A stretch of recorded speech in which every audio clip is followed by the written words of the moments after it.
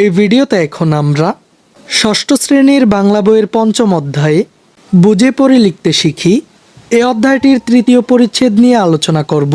এখানে এই পরিচ্ছেদটির বিষয়বস্তু হলো তথ্যমূলক লেখা। তথ্যকে সাজিয়ে তথ্যমূলক লেখা তৈরি করা হয়। নিচে একটি তথ্যমূলক লেখা দেওয়া হলো।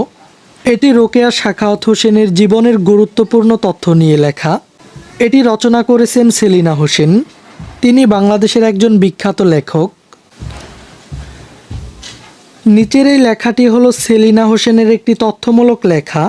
তিনি এই লেখাটি লিখেছেন রোকেয়া সাখাওয়াত হোসেনকে নিয়ে। এখানে এই লেখাটিতে তিনি রোকেয়া সাখাওয়াত হোসেনের জীবনের গুরুত্বপূর্ণ তথ্যগুলো উপস্থাপন করেছেন। তাই প্রথমেই তোমরা অবশ্যই এই তথ্যমূলক লেখাটি ভালো করে পড়ে নিবে। আমি পড়ে তোমাদের সময় নষ্ট করব না। এখন চলো আমরা দেখে নেই এই তথ্যমূলক লেখাটি থেকে আমাদের কোন কাজটি দেওয়া হয়েছে। এখানে বলা হয়েছে পড়ে কি বুঝলাম, অর্থাৎ উপরের তথ্যমূলক লেখাটি পড়ে আমরা কি বুঝলাম।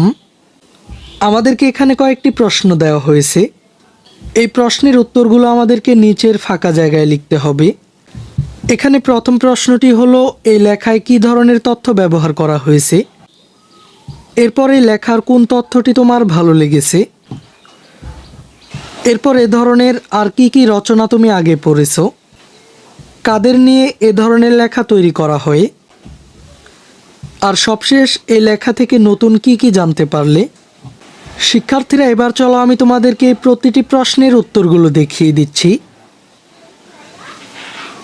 প্রথম প্রশ্নটি ছিল এই লেখায় কি ধরনের তথ্য ব্যবহার করা হয়েছে। এখানে উত্তরটি হলো এই লেখায় একজন মহিয়সী নারীর জীবনভিত্তিক বিভিন্ন তথ্য ব্যবহার করা হয়েছে। এরপর এই লেখার কোন তথ্যটি তোমার কাছে ভালো লেগেছে। আমার কাছে সবচেয়ে ভালো লেগেছে রোকেয়া সাখাওয়াত হোসেনের শিক্ষার প্রতি আকর্ষণ ও অনুরাগ। এরপর এ ধরনের আর কি কি রচনা তুমি আগে পড়েছো। এর আগে বঙ্গবন্ধু শেখ মুজিবুর রহমানকে নিয়ে এ ধরনের লেখা পড়েছি। এরপর কাদের নিয়ে এ ধরনের লেখা তৈরি করা হয়।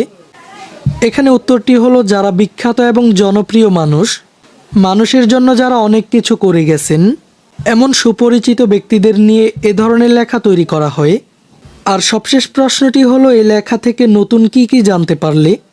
এখানে উত্তরটি হবে এই লেখাটি থেকে বেগম রোকেয়ার জীবন সংগ্রামের কাহিনী জানতে পেরেছি, তার লেখা বিভিন্ন বই এবং তার মহৎ কাজগুলো সম্পর্কে জানতে পেরেছি। বিশেষভাবে লক্ষণীয় মনে হয়েছে প্রতিকূল সমাজ ব্যবস্থার বিরুদ্ধে রোকেয়ার নানারূপ লড়াই। এই ক্লাসে এই পর্যন্তই। পরবর্তী ক্লাসে আমরা এই পরিচ্ছেদটির বলি ও লিখি নিয়ে আলোচনা করব। শিক্ষার্থীরা, এই ক্লাসটি তোমাদের কাছে কেমন লেগেছে তা আমাকে কমেন্ট করে জানিয়ে দাও। আর পরবর্তী সকল ক্লাসগুলো নিয়মিত পাওয়ার জন্য চ্যানেলটিকে এখনই সাবস্ক্রাইব করে রাখো। আচ্ছা, ঠিক আছে। Bye bye, tata, good bye, Gaya.